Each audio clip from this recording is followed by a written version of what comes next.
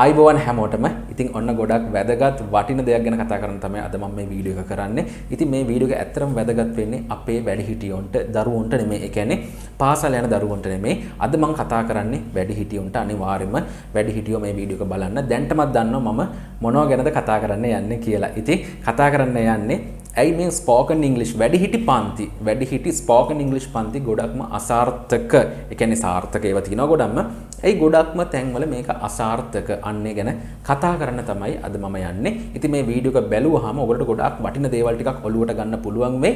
මොකද spoken English පන්තියකට ගිහිල්ලා කොහොමද සාර්ථකව අපි වැඩේ කරගන්නේ කියලා. ඉතින් අනිවාර්යයෙන්ම මේ වීඩියෝ එක ඉවරනකම් බලන්න. මොකද ගොඩාක් වටින පණිවිඩ වගේක් තමයි මම දෙන්නේ. ඉතින් මේක බැලුවාම ඔයගොල්ලන්ට තේරෙයි ඇයි මේ අසාර්ථක වෙන්නේ, කොහොමද අපි මේක සාර්ථක කරගන්නේ කියලා. ඉතින් ඔන්න ඔය දේවල් ටික කියන තමයි අද මම මේ වීඩියෝ එක කරන්නේ. එහෙනම් බලමු මොකද්ද පළවෙනි කාරණේ කියලා. ඉතින් පළවෙනි කාරණේ තමයි මෙන්න මේක. මුලින්ම මතක තියාගන්න මේ ස්පෝකන් ඉංග්ලිෂ් ක්ලාස් එකක් වුණාම සාමාන්‍ය ක්ලාස් එකක් වෙන්න පුළුවන්, නැත්නම් දැන් කාලේ නම් ඔන්ලයින් ක්ලාස් එකක් වෙන්න පුළුවන්, කිසිම ප්‍රශ්නයක් නැහැ. මොනවා හරි ක්ලාස් එකක්, ස්පෝකන් ඉංග්ලිෂ් ක්ලාස් එකක්, right? හරි. පළවෙනි කාරණේ අසාර්ථක වෙන්න පළවෙනි කාරණේ තමයි මෙන්න මේක යන සමාජිකයාගේ, ඒ කියන්නේ වැඩිහිටි ඕගොල්ලෝ, ඒ කියන්නේ ඔයා පන්තිකට යනවනම් ඔයාගේ ඉවසීම නැතිකම තමයි ප්‍රධානම සාධකය. ඒ කියන්නේ ප්‍රධානම කාරණය ඔන්න ඕක. තමන්ගේ ඉවසීම නැති එක. නිකන් හිතන්න දැන් ඔයා ගුරුවරයෙක් ළඟට යනවා. ලංකාවේ ඕන තරම් ගුරුවරු ඉන්නවා, හොඳ ගුරුවරු. හරි. දැන් කොහේ හරි ගියා කියන්නකෝ. ඉතින් ඒ ගුරුවරයා කියනවා ඔයාට අවුරුදු 2කින්, අවුරුද්දෙන් නැත්නම් අවුරුදු 3කින් ඔයාගේ ඉංග්‍රීසි හදවනවා කියලා. හැබැයි ඔයා එකඟ වෙනවා ඒකට. හරි. ඊට පස්සේ ඔයා එතනට යනවා. හරි. ඔන්න දැන් චුට්ටක් සතියක් දෙකක් ඔහොම යනවා. ඊට පස්සේ මාසයක් යනවා. හරි. හැබැයි ඔයාට දැන් කලබලයක් එනවා. අනේ මේක මට ටක් ගාලා ඉගෙන ගන්න ඕන තමයි. නමුත් ගුරුවරයා කියන දෙයට එකඟ වෙන්න. ඒ කියන්නේ ඉවසීමෙන් කරගෙන යන්න. දැන් මේ සතියක් යනවා, දෙකක් යනවා, ඊට පස්සේ මාසෙ කම්ප්ලීට් වුණ ගමන් මොකද කරන්නේ?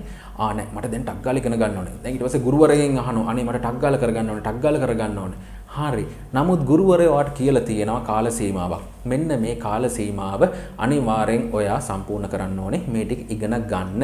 ඉතින් ඔයාට හැකියාව තියෙනවා නම් ඊට කලින් ඉගෙන ගන්න පුළුවන්. ඒක කිසිම රහසක් නැහැ. ඒකේ කිසිම විවාදයක් නැහැ. ඔයාට ඒක කරගන්න පුළුවන්. හැබැයි මගේ වැඩිහිටියෝ හැමෝම මතක තියාගන්න දැන් මේ ගුරුවරයෙක් කියන්නේ ඇත්තටම හොඳ දැනුමක් තියෙන කෙනෙක්. ඉතින් එයා තමයි ඔයාට කියන්නේ මෙන්න මේ වගේ කාලයක් යනවා. ඒකින්ද ඉවසීමෙන් ඒ කාලේ අරගෙන වැඩ කරන්න. කලබල වෙන්න ගියොත් මුකුත්ම කරගන්න හම්බ වෙන්නේ නැහැ. ඉතින් අන්න ඒකයි ප්‍රධානම දේ. ඉවසීම තියාගන්න. අවුරුදු 2ක් කිව්වොත් ඒ අවුරුදු 2කට තමයි මේ ගුරුවරයා මේ ප්ලෑන් එක හදන්නේ. ඉතින් ඒක තමයි ප්‍රධානම දේ. ඉවසීම තියෙන්න ඕනේ. මොකද ගොඩාක් කට්ටිය හදන්නේ මේ එක දවසෙන්, දෙකෙන්, සතියෙන්, දෙකෙන්, මාසෙන් ඉංග්‍රීසි හදා ගන්න. ඕගොල්ලෝ නිකන් හිතන්න මෙන්න මෙහෙම දෙයක්. දැන් සාමාන්‍යයෙන් අපි වැඩිහිටියෙක් ගමුව අවුරුදු 40ක කෙනෙක් කියලා. හරි. අවුරුදු 40ක කෙනෙක් අවුරුදු 40ම දැන් ඉංග්‍රීසි බැරි වුණ හින්දානේ, කරගන්න බැරි වුණ හින්දානේ ක්ලාස් එකකට යන්නේ. හැබැයි ක්ලාස් එකකට ගිහිල්ලා සතියෙන්, දෙකෙන්, මාසෙන් ඉගෙන ගන්න පුළුවන් වෙයිද? අර අවුරුදු 40ටම කරගන්න බැරි වුණ දේ මාසෙන් කරගන්න පුළුවන්ද? බෑ. එහෙම වෙන්නේ නැහැ. ඒකින්ද හොඳට මොලේ කල්පනා කරන්න. මොකද මෙච්චර කල් අපිට බැරි වුණා නම් කොහොමද මාසෙන් ඉගෙන ගන්න කියලා. ඉතින් ඒකට හරි කාලයක් ඒ වගේම ගුරුවරයා කියන විදිහට කරන් ගියොත් ඔයගොල්ලන්ට අනිවාර්යයෙන්ම ගොඩ යන්න පුළුවන්. ඒකින්ද ඉවසීමෙන් හොඳටම කටයුතු කරන්න. ඒක තමයි මගේ ප්‍රධාන වශයෙන්ම මට කියන්න තියෙන කාරණය. ඒක කරන්න. අනිත් එක තමයි හොඳ ක්ලාස් එකක් හොයාගන්න. මම ඒකයි කිව්වේ ලංකාවේ ඕන තරම් ක්ලාසස් තියෙනවා. ඕන තරම් හොඳ ගුරුවරු ඉන්නවා. දැන් මමත් ඉංග්‍රීසි ක්ලාස් කරන කෙනෙක්. නමුත් මම වුණත් කියන්නේ මට වැඩි වුණා ඕන තරම් හොඳ ගුරුවරු ඉන්නවා ලංකාවේ. කියන්නේ දැනුමෙන් ගොඩක් සන්නද්ධ, ඒ වගේම ලොකු එක්ස්පීරියන්ස් එකක් තියෙන ගුරුවරු ඕන තරම් ලංකාවේ ඉන්නවා. ඉතින් ඒ වගේ තැන්වලට යන්න. ඒ වගේ තැන්වලට ගිහිල්ලා මම කියන්නේ මෙන්න මේකයි. හැබැයි ගුරුවරෙක් හොයාගන්නකොට ඔයා හොයන්න මේ සතියෙන් ඉංග්‍රීසි උගන්වනවා, දෙකෙන් උගන්වනවා, මාසෙන් උගන්වනවා, දවස් දෙකෙන් උගන්වනවා. ඒ වගේ බොරු වැඩවලට අහු වෙන්න එපා. ඉතින් ඕගොල්ලෝ මොලේ කල්පනා කරන්න. අර මම ඉස්සෙල්ලා කිව්වා වගේ ඔයාලට අවුරුදු 20ක්, අවුරුදු 30ක් ඉංග්‍රීසි ඉගෙන ගන්න බැරි වුණා නම් කොහොමද මේ සතියෙන් ඉගෙන ගන්නෙ? එහෙම කරන්න බෑ. හරි. ඉතින් ඒක හොඳටම ඔළුවේ තියාගන්න. ඒ ක්ලාස් එකක් හරි, ඒ ගුරුවරයාගේ ක්ලාස් එකක් හරි අර පොඩ්ඩක් අර ප්‍රොමෝට් කරගන්න ඕනේ හින්දා තමයි, මාකට් කරගන්න ඕනේ හින්දා තමයි මේ වගේ දේවල් කරන්නේ. ඉතින් ඕගොල්ලොන්ට මොලයක් තියෙනවා. අපි හැමෝටම මොලයක් තියෙනවා. එකෙන් කල්පනා කරන්න. මොකද තැනකට සල්ලි වියදම් කරන්න කලින් අනිවාර්යයෙන්ම කල්පනා කරන්න මේක කරගන්න පුළුවන්ද? මේක ප්‍රායෝගිකයිද? ඒකින්ද ඒවා මුලින්ම හිතන්න. හරි? ඒකයි මුලින්ම කරන්න ඕනේ. තැනකට යන්න කලින් මොලේ කල්පනා කරලා බලන්න මෙතරින් ඇත්තටම දෙයක් වෙයිද කියන එක. අනිත් එක තමයි තැනක් හොයාගන්න කලින් පොඩ්ඩක් කට්ටියකින් අහලා බලන්න. හරි මෙතන හොඳයිද? ඉතින් හොඳයි කියලා වැඩක් නැහැ. එතනට ගිහපු කෙනෙක් හරි හොයාගෙන පොඩ්ඩක් ඒගොල්ලෝ ඉංග්‍රීසි කතා කරනවද? හරි ඒ කියන්නේ මේ මහලුකොට ඉංග්‍රීසි කතා කරනව නෙමෙයි මම කියන්නේ සාමාන්‍යයෙන් එයා පටන් ගත්ත දවසේ කොහොමද හිටියේ දැන් කොහොමද ඉන්නේ? එයාත් එක්ක නිකන් පොඩ්ඩක් කතා කරලා බලන්න. එයා ඉංග්‍රීසි කතා කරන විදිහ බලන්න පොඩ්ඩක්. හරි අන්න ඒවා පොඩ්ඩක් හොයලා බලන්න. එක පාරට තැනකට යන්න එපා. ඒකින්ද පොඩ්ඩක් අර වටපිටාවෙන් ඒවා හොයලා බලන්න. අනිවාර්යයෙන්ම එතකොට හොඳ තැනක් හොයාගන්න පුළුවන් වෙයි. හැබැයි අර දවසෙන් දෙකකින් සතියෙන් දෙකකින් ඒ වගේ උගන්නන තැන් වලට අහු වෙන්න එපා. ඉතින් ඒක අනිවාර්යයෙන්ම කියන්න ඕනේ. මොකද ඒක මම විතරක් නෙමෙයි ගොඩාක් කට්ටිය කියන දෙයක්. මොකද තමන්ගේ සල්ලිත් නාස්ති කරගෙන කාලෙත් නාස්ති කරගෙන නිකන් බොරු වැඩක් වෙනවා. ඉතින් අන්න එක හොඳටම මතක තියාගන්න. මොකද අනිත් කාරණේ තමයි දැන් අපි හිතමුකෝ ප්‍රසිද්ධ ගුරුවරයෙක්. හරි. ඔන්න දැන් ගොඩාක් ප්‍රසිද්ධයි. ඉතින් මෙහෙමයි ඇඩ්වර්ටයිස්මන්ට්ස් දානවා. ඔහොම ගුරුවරු ඉන්නවා. රයිට්. ඉතින් මමත් ඇඩ්වර්ටයිස්මන්ට්ස් දානවා. නමුත් අන්න ඒ වලට රැවටෙන්න එපා. හරි අන්න ඒකයි මම කියන්නේ. මම ඒකයි කිව්වේ පොඩ්ඩක් වටෙන් හොයලා බලන්න. ඇඩ්වර්ටයිස්මන්ට්ස් දාන එක ඕන කෙනෙක්ට කරන්න පුළුවන්.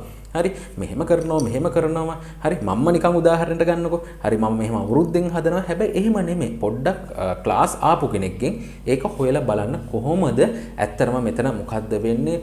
කතා කරනවද? හරි ඒ කතා කරනවද කියන එකත් අර මම ඉස්සෙල්ලා කිව්වා වගේ පොඩ්ඩක් එයා ටිකක් ඉංග්‍රීසි කතා කරනවා අහන්න. හරි අන්න එහෙම හොයාගන්න පුළුවන්. නැත්නම් එයා කිව්වට හොඳයි කියලා ඒක වැඩක් වෙන්නේ නැහැ. එයා බලන්න පොඩ්ඩක් ඉංග්‍රීසි කතා කරනවද කියලා අන්න ඒක චුට්ටක් කොහොම හරි හොයලා බලන්න. ඒකෙන්ද අර ප්‍රසිද්ධත්වයට රැවටෙන්නත් එපා. මොකද ඕගොල්ලෝ යන්නේ ඉගෙන ගන්න නැතුව ප්‍රසිද්ධ කෙනෙක් ළඟට ගියා කියලා ඔයාට එකපාරට ඉංග්‍රීසි ඉගෙන ගන්න හම්බ වෙන්නේ නැහැ. එකම දේ මම මුලින්ම කිව්වා ඉවසීම තියාගන්න. අනිත් එක ගුරුවරයව ෂුවර් කරන්න. ගුරුවරයව පොඩ්ඩක් ෂුවර් කරන්න මුලින්ම වටින් හොයලා බලලා ඊට පස්සේ අයිඩියා එකක් අරගෙන ගුරුවරයව ෂුවර් කරගෙන තැනකට යන්න. මොකද අපි ෂුවර් එකක් නැතුව මොන දේ කරත් හරියන්නේ නැහැ. ඉතින් ඒකින්ද ඒ ගුරුවරයව ෂුවර් කරන්න ඉවසීමෙන් කටයුතු කරන්න. අර සතියෙන් දෙකෙන් දවසෙන් දෙකෙන් හදාගෙන තැන් වලට නම් යන්න එපා. නිකන් අපරාධය ඔයගොල්ලෝගේ කාලේ අනිත් එක සල්ලිත් අපරාධේ. ඉතින් ඔන්න ඔය දේවල් ටික මුලින්ම මතක තියාගන්න ඕනේ මගේ හැම වැඩිහිටියෙක්ම. හරි දැන් හිතන්නකෝ මෙහෙමයි. දැන් ගුරුවරයෙක් හම්බුණා. හොඳ ගුරුවරයෙක් හම්බුණා. හොඳ ක්ලාස් එකක් හම්බුණා. ඔන්න දැන් සතුටින් යනවා. හරි. ඉතින් දැන් කාල සීමාවකුත් ගුරුවරයා කිව්වා හරි ඔක්කොම හරි දැන් යනවා. හැබැයි මෙහෙමයි නිකන් හිතන්නකෝ ඔයාගේ ක්ලාස් එක තියෙන්නේ බදාද කියලා. හරි. ඔන්න දැන් බදාද ඔයා ක්ලාස් එකට යනවා. මම කිව්වා ඔන්ලයින් වෙන්න පුළුවන් නැත්නම් නිකන් සාමාන්‍ය ක්ලාස් එකක් වෙන්න පුළුවන්. හරි කොහොම හරි ගියා. බදාද යනවා. ඊට පස්සේ බදාද ගිහිල්ලා ගෙදර එනවා. නැත්නම් ඔන්ලයින් ක්ලාස් එකක් නම් ඔයා හරි ක්ලාස් එක ඉවරයි. බදාද ඉවරයි. දැන් බදාද පටන් ගත්තා ක්ලාස් එක කරා ඉවරයි. ආපහු ඔයා ඊළඟ බදාද නෑන්නේ. හරි හැබැයි මෙහෙම කරන්න. ඊළඟ බදාද යනකම් ඔයා ඉංග්‍රීසි මුකුත්ම කරන්නේ නැත්තම්. හරි අර දවස් විතර නම් බදාද විතර නම් ඔයා වැඩ කරන්නේ ඉංග්‍රීසි පන්තියට යන්නේ බදාද විතරයි නම් කිසිම තේරුමක් නැහැ. අනිත් දවස්වල මම මේ පන්තියට යන්න කියනව නෙමෙයි. ඔයා අඩුම ගානේ මුකුත් ප්‍රැක්ටිස් කරන්නේ නැත්තම්. ඒ කියන්නේ අර කිසිම දෙයක් ඔයා කරන්නේ නැත්තම්. ඒ කියන්නේ ගුරුවරයා කියන දේවල් කරන්නේ නැත්තම්. ඒක සාර්ථක නැහැ. ඒ කියන්නේ 100%ක් අසාර්ථකයි. ඔයා බදාද පන්ති යනවා. ඊට පස්සේ ආපහු ඊළඟ සතිය බදාද නම් පන්ති යන්නේ. ඒක 100%ක් අසාර්ථකයි. ඒකයි මම සරලවම කිව්වේ. අනිවාර්යයෙන්ම ඔයා ඉංග්‍රීසි පන්තිකට යනවා නම් දවසකට පැයක් දෙකක්වත් අනිවාර්යයෙන්ම ඉතුරු දවස්වල ප්‍රැක්ටිස් කරන්න ඕනේ. ඉතින් ඒක තමයි ප්‍රධානම දේ. මොකද ස්පෝකන් ඉංග්‍රීසි පන්තිකට යන්නේ. ඒ කියන්නේ ඉංග්‍රීසි කතනය හදාගන්න. අපිට මේ ඉංග්‍රීසි කතා කරන්න පුරුදු වෙන්න. තේරෙනව නේද? ඒක නැතුව මේ ලියන්න පුරුදු වෙන්න නෙමෙයි. ඒකින්ද ඔයා බදාද ක්ලාස් ගියා නම් ඊට පස්සේ බ්‍රහස්පති ඉඳලා ආපහු පටන් ගන්න පොඩ්ඩක් ප්‍රැක්ටිස් කරන්න කට්ටියත් එක්ක රයිට් කටින් කතා කරන්න. හරි අන්න ඒවා ප්‍රැක්ටිස් කරන්න පුළුවන් ක්‍රමයක් හදාගන්න. නැතුව බදාද ගිහිලා ආපහු ඊළඟ සතිය බදාද නම් ක්ලාස් එකට යන්නේ. ඒක අසාර්ථකයි. ඒක ගොඩාක් කට්ටිය කරනවා. මොකද මමත් ක්ලාස් කරන හින්දා මම දන්නවා. මගේ ක්ලාස් එකෙත් ඒ වගේ කට්ටිය ඕන තරම් ඉන්නවා. ඉතින් මම කියන්නේ මම කෙලින්ම කියනවා ඉතින් ඒ වගේ කට්ටියට ඇත්තරම ඉංග්‍රීසි හදාගන්න බෑ. ගොඩක් අමාරුයි අපරාධේ. හරි ඒකින්ද ඕගොල්ලෝ දෙයක් පටන් ගත්තා නම් ඒ දේ හරියටම සාර්ථක වෙන විදිහට කරන්න. මොකද ක්ලාස් එකකට අර යන්නම් වාලේ ගිහිල්ලා කිසිම තේරුමක් නැහැ. ඒකින්ද ඔයා බදාද නම් ක්ලාස් යන්නේ. මම උදාහරණයක් කිව්වේ බදාද නම් ක්ලාස් යන්නේ බ්‍රහස්පතින්ද සිකුරාදා සෙනසුරාදා ඉරිදා සඳුදා අඟහරුවාදා වෙනකන් ඉංග්‍රීසි ටච් එකේ ඉන්න. ඒ ටිකෙත් ඉංග්‍රීසි ප්‍රැක්ටිස් කරන්න. ඊට පස්සේ ආපහු ඊළඟ බදාදා යන්න ක්ලාස්. හරි. එතකොට මුළු සතියම ඔයා ඉංග්‍රීසි එක්ක ඉඳලා තියෙනවා. නැත්තම් බදාද ගිහිල්ලා ඊළඟ බදාද නම් යන්නේ ඒකෙත් කිසිම තේරුමක් වෙන්නේ නැහැ. ඒකින්ද අන්න ඒකත් හොඳටම තේරුම් ගන්න. ක්ලාස් එකකට යනවා නම් මුළු සතියම මුළු මාසෙම දවසක්වත් මිස් නොකර ඔයා ඉංග්‍රීසි ටච් එකේ ඉන්න ඕනේ. ඒ කියන්නේ අඩුම ගානේ දවසකට පැයක් දෙකක්වත් ඉංග්‍රීසි වෙනුවෙන් වැය කරන්න ඕනේ. ඕක හොඳට මොළුවේ තියාගන්න. ඉතින් අනිත් දේ තමයි මේ ස්පෝකන් ඉංග්‍රීසි. මම ගොඩක් වෙලාවට කතා කරනවා මේ ගැන. ස්පෝකන් ඉංග්‍රීසි ක්ලාස් එකකට ගියාම ඔයා නිකන් හිතන්නකො මුළු පැය දෙකම පැය තුනම නිකන් හිතන්න පැය දෙකයි ක්ලාස් තියෙන කියලා. ඒ පැය දෙකම ඔයා ලියන එක නම් කරන්නේ තේරුමක් තියනවද? නැහැ. කිසිම තේරුමක් නැහැ. ඒකයි මම කිව්වේ ක්ලාස් එකක් හොයාගන්න කලින් ස්පෝකන් ඉංග්‍රීසි ක්ලාස් එකක් හොයාගන්න කලින් වටපිටාවෙන් කට්ටියකින් ගිහිපු කට්ටියකින් අහලා බලන්න මෙතන මොකද්ද වෙන්නේ. පැය දෙකක් ක්ලාස් තියෙනවනම් පැය දෙකේදී මොකද්ද වෙන්නේ. දැන් නිකන් හිතන්න ඔන්න දැන් ස්පෝකන් ඉංග්‍රීසි ක්ලාස් එකකට ගියා. පැය දෙකක් තියෙනවා ක්ලාස් එක. පැය දෙකේම කරන්නේ මේ පොත්වල ලියනවා. ග්‍රැමර් කියලා දෙනවා. වැඩක් තියනවද? එහෙම කිසිම තේරුමක් නැහැ. ඒක හොඳට මොළුවේ තියාගන්න. මොකද අඩුම ගානේ පැය දෙකෙන් අඩුම ගානේ පැය කහමාරක්වත් ඕගොල්ලෝගේ කට ඇරෙන්න ඕනේ. ඕගොල්ලෝගේ ගුරුවරයාගේ නෙමෙයි ඕගොල්ලෝගේ කට ඇරෙන්න ඕනේ. දන්න විදිහට වචන එළියට එන්න ඕනේ. හරි අනිත් පැය භාගේ මම කියන්නේ මොනවා හරි කියලා දෙන දේවල් වෙන්න පුළුවන්. මොනවා හරි පොඩි දෙයක් ලියන්න දෙන්න පුළුවන්. ඒව කමක් නැහැ. මම කියන්නේ අඩුම ගානේ පැය දෙකක් නම් ක්ලාස් තියෙන්නේ. පැය කහමාරක්වත් ඕගොල්ලෝගේ කට ඇරෙන්න ඕනේ. ඒක හොඳට මගේ වැඩිහිටියෝ මතක තියාගන්න ඕන දෙයක්. මොකද ස්පෝකන් ඉංග්‍රීසි ක්ලාස් එකකට යන්නේ කතා කරන්න පුරුදු වෙන්න නැතුව ලියන්න පුරුදු වෙන්න නෙමෙයි. නැත්තම් ක්ලාස් ඉවර වෙනකොට ඒ කියන්නේ අවුරුද්ද දෙකක් යනකොට පොත් මිටි ගණන් එකතු වෙලා තියෙයි. හැබැයි වචනයක්වත් කතා කරගන්න බෑ. ඒකින්ද ස්පෝකන් ඉංග්‍රීසි ක්ලාස් එකක් හොයාගන්නකොට තමන්ගේ කට ඇරෙන ක්ලාස් එකක් අනිවාර්යයෙන්ම තෝරගන්න ඕනේ. ඉතින් තව දෙයක් කියන්න ඕනේ. ඉතින් සමහර කට්ටිය ඉන්නවා එක ක්ලාස් එකක් නෙමෙයි. ක්ලාසස් යනවා 5-6කට. හොඳයි දැනුම එකතු කරගන්න පුළුවන්. නමුත් වැඩේ තියෙන එක ක්ලාස් එකක එක ගුරුවරයෙක් කියන්නේ එක සිස්ටම් එකක්. තව ක්ලාස් එකක තව විදිහක්. ඔහොමම. දැන් ගුරුවරු 5 දෙනෙක් ළඟට ගියොත් 5 විදිහක් කියන්නේ. මොකද එක ගුරුවරු තමන්ගේ එක සිස්ටම් එකක් තියෙනවා. හදාගත්ත සිස්ටම් එකක් තියෙනවා. ඒ සිස්ටම් එකට ගියොත් සාර්ථක වෙන්න පුළුවන්. නමුත් අර ගුරුවරු 5 දෙනෙක් ළඟට ගියොත් ක්‍රම 5ක් තියෙන්නේ.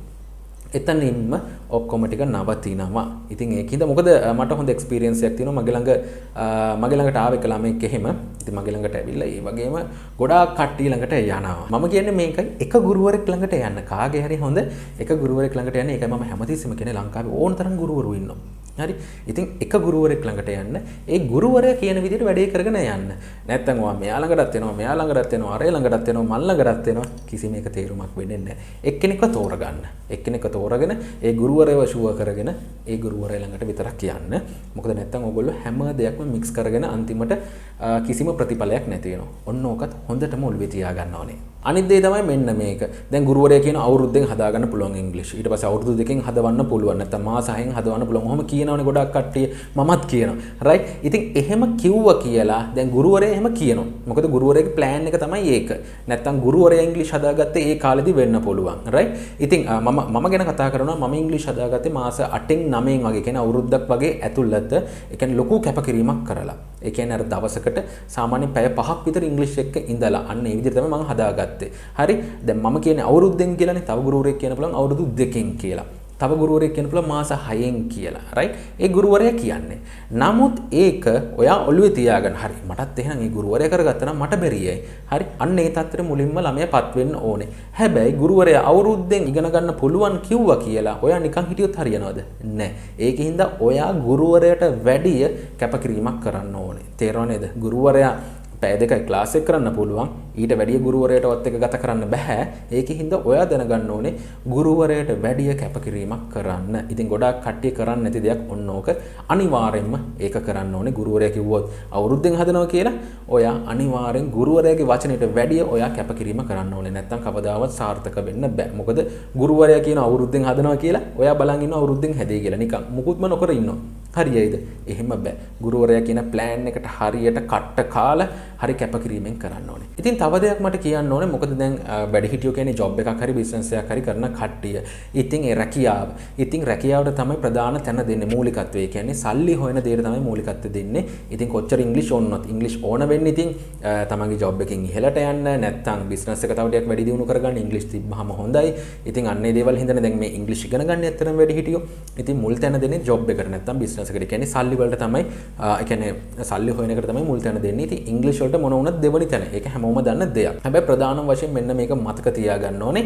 ක්ලාස් එකකට යනවා නම් මුලින්ම බලන්න ඔයාට පහසු දවස කවද්ද ඇත්තටම පුළුවන්. දැන් ගුරුවරයා කියන විදිහට හරියටම කරන් යන්න පුළුවන්ද? ගුරුවරයා කියන දවසට හරියටම ක්ලාස් එකට යන්න පුළුවන්ද? ඒ වැඩේ කරන්න පුළුවන්ද? ඉතින් ඔන්න මෙහෙම වෙනවා. සතියක් දෙකක් තුනක් මාසයක් හරියට කරන් යනවා. ඊට පස්සේ ටිකක් කල් ගියාම ඔන්න ඕක එපා වෙනවා. එපා වුණාම ඊට පස්සේ මොකක් හරි බොරුවක් කියනවා. අනේ මට මෙහෙම වැඩක් වැටුණානේ. මගේ වෙලාව වෙනස් වුණානේ. හරි ඔන්න ඔය වගේ දේවල් කියනවා. ඉතින් මම කියන්නේ ඒක ගුරුවරයාට පාඩුවක් නෙමෙයි. ඒක ඔයාටමයි පාඩු වෙන්නේ. ඉතින් ඒකින්ද මුලින්ම බලන්න Tamanට මේ වැඩේ කරන් යන්න පුළුවන්ද දිගටම. ඒ කියන්නේ මේක හරියට ඇදගෙන යන්න පුළුවන්ද? කට්ට කාගෙන කරන්න පුළුවන්ද? නිකන් බොරුවට මුකුත් පටන් ගන්න යන්න එපා. ඒ කියන්නේ දවසක් යනවා දෙකක් යනවා ඊට පස්සේ ඊළඟ දවසේ යන්නේ නැහැ. ඔහොම කරන්න යන්න එපා. බලන්න මේක හරියටම කැපකිරීමෙන් කරන් යන්න පුළුවන්ද කියන එක. අනිත් දේ තමයි ක්ලාස් කට් කරගන්න එපා. දවසක් යනවා ඊළඟ දවසේ යන්නේ නැහැ. ඊට පස්සේ ආපහු අනිත් දවසේ යනවා.